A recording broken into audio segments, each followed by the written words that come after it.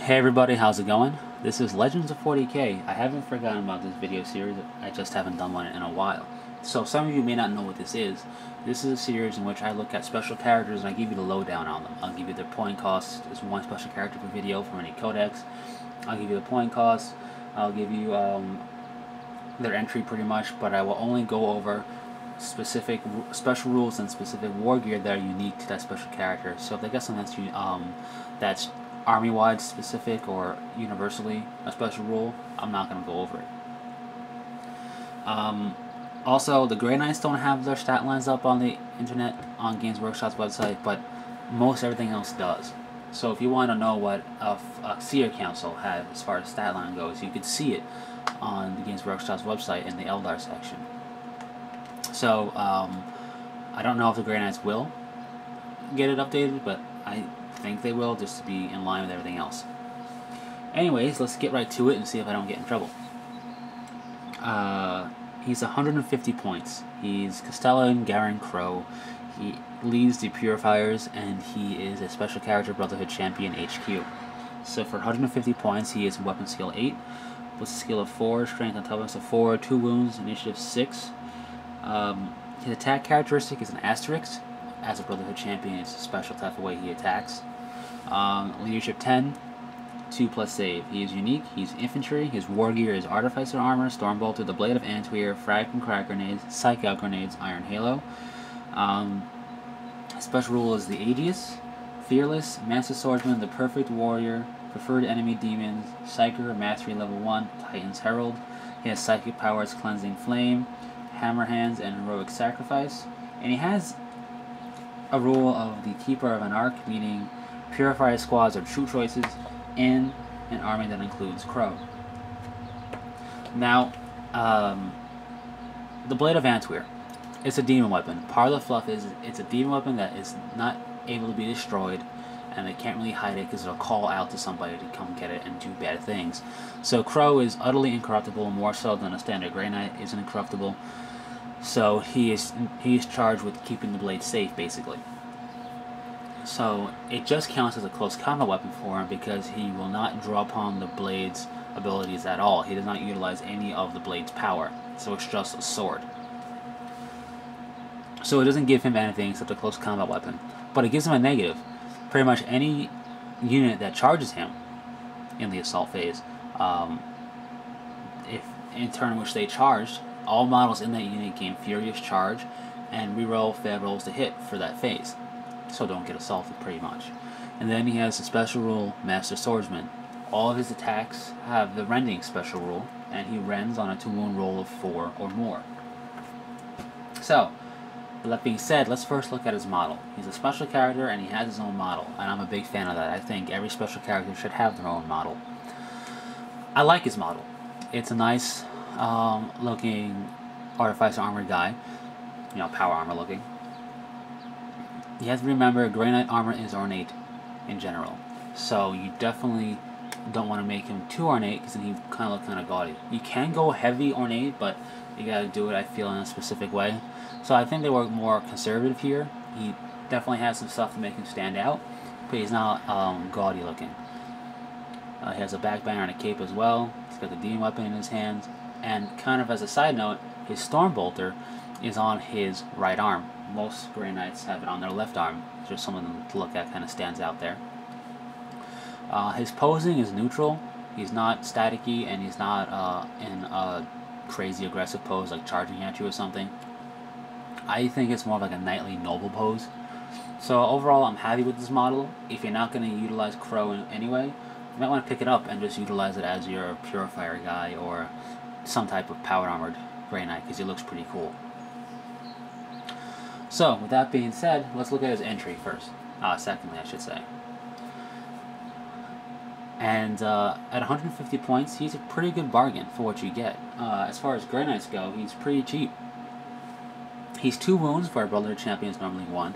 However, he is not an independent character. I would have liked to see him be an independent character. I kind of understand why. That's going with the fluff. Being a keeper of the demon weapon, I don't think he wants anybody else near it. But maybe he could have had a rule saying he can only join a Purifier squad. but from what I've seen, he doesn't have that rule. So he's not an independent character, which lends him some weaknesses in terms of being shot at and all that jazz.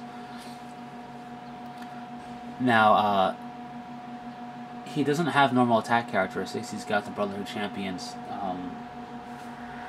same stances. They do it via stances. I'm not going to go over what they are because I don't need to. That's a Brotherhood Champion thing. You can pick up the Codex if you want to know. But that's from the Perfect Warrior special rule. Now, it's 3 different stances. I would have liked to have seen Crowe get a 4th stance or something like that. I think him having a special unique 4th stance would have been cool. Just something to spice him up a little bit. Other than that, I think his entry is okay. Now, his Master Swordsman rule gives him the Rending special rule. This is what really got people up in arms. They didn't care so much about him getting assaulted because that's easily dealt with, but they didn't like the fact that he did not have a power weapon. They did not like the fact that he only rended.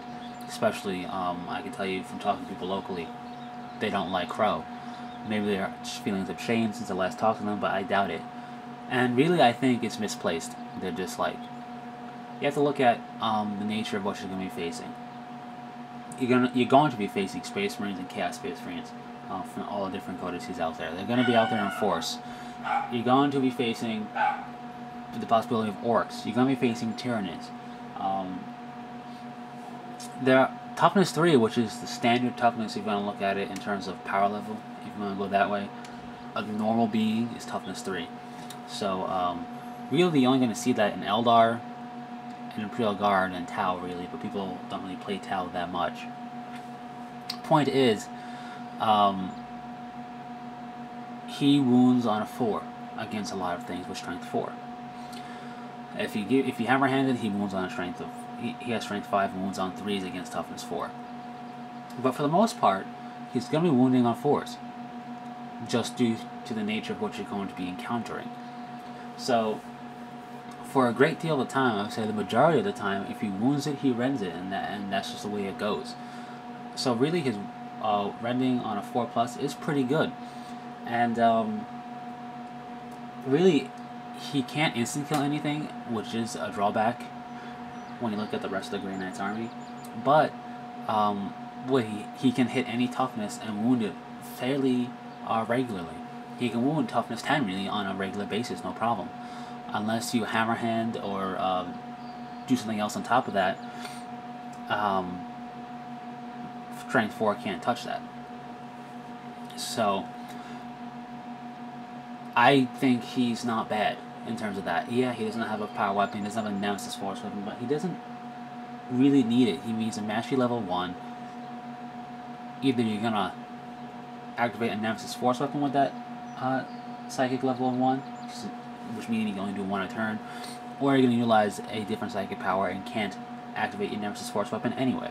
So, overall, I think his entry is fine.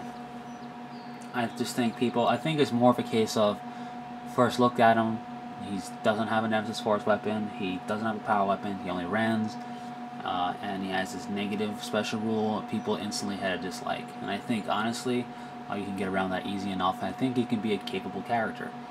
Now, as far as how I would utilize him, first and foremost, he's here to unlock Purifiers as a troop choice. If you're not going to utilize that rule he has, I don't think you're going to want to use him, personally. He's not a special character that's meant to be innately awesome by himself. He is pretty cool for what he has, but he's not meant to be that really big and bad special character that you have to deal with. He's meant to do the whole Purifier thing. Kind of like how Belial is meant to unlock Deathwing. So, you have that. So you should build an army list accordingly. Now, how I would use him is I would have some type of Rhino or Razorback or a Land Raider in the army. Some type of vehicle he could hide behind instead of relying on terrain to move forward. You want to keep him out of line of sight. He's not an independent character. So, he can be shot up pretty easily, even with a 2+4+ save. Excuse me. So, keep him out of sight as best you can. Utilize terrain and your own models to do that. And when you assault, you're going to want him supported. You don't want to assault by himself. You're going to want him with a squad of Purifiers or Grey Knights or Grey Knight Terminators, whatever. You're going to want to support him, though. He can get overwhelmed if he attacks a squad by himself. What I would do with him is seek out the high toughness model, seek out the HQs, seek out things like that. If the part of a squad, whittle down that squad and assault him into the HQ as best you can, or double assault the squad with the HQ with a squad of Purifiers or a squad of whatever, and him. Basically, you want to get the charge off. You don't want to be charged with him. And you don't want to charge recklessly. He only has 2 wounds. So you want to get in there, whittle down the HQ squad if he's with one. If he's not, if he's a monstrous creature or whatever, it doesn't matter. You get in there and you do some wounds, and hopefully you survive the encounter until next turn. Because chances are you're not going to be able to, with the special attacks he has, kill off most most monstrous creatures because they're going to have a decent amount of wounds. But that's okay. He can really get in there and hurt it, and if you double assault it with another squad, he's going to have an easier time wounding it. Chances are he's going to have a higher toughness. But the other squad can pretty much finish it off at that point. Maybe utilizing a Nemesis force weapon as a force weapon, but they may not need to either, depending on how well Crowe does. You know, throw him against things like Mega Knobs. Throw him against things like you can do pretty well against Ogren. You can do good against Demon Princes, things like that, as far as wounding them goes, I feel. But he can't outright kill them by himself just because he doesn't have enough attacks to do that. So support him whenever he goes. What I would do is, he's going to be a bit slow going unless you put him by himself in a vehicle. They can go a little faster. But if you're going to have him on foot, hang a squad back. You know, if you're going to, depending on what your tactics is with the rest of your army, hang a squad back with him. It'll keep things from getting the jump on him because they can move to intercept, and it'll give him the 1-2 punch he'll need to assault whatever he's going to assault. That's just how I would use him, and that's pretty much it. One last thing I want to say, you're looking at it here, I do like what Games Workshop has done with a couple of the Grey Knight models, and hopefully it'll be things to come with new models that come out. They show you the picture right here using the mouse of the model, and then they zoom in on either another part of the model to show some detail, which is just pretty cool. Anyways, that's pretty much it for Legends of 40K for Castellan Crowe. He's a special character of the Grey Knights where when you stack him up against other Grey Knight special characters, he seems pretty lackluster. But really, he's more of a special character you take to make a specific type of army list, and then you work with him in conjunction with that list, and I think he can achieve pretty good things. I think his rending is fine. I think, you know, the ability to wound on a 4+ no matter what, and have it be a power weapon pretty much wounding, because it's close combat rending, is very nice. So, that's it. And until next time, take it easy.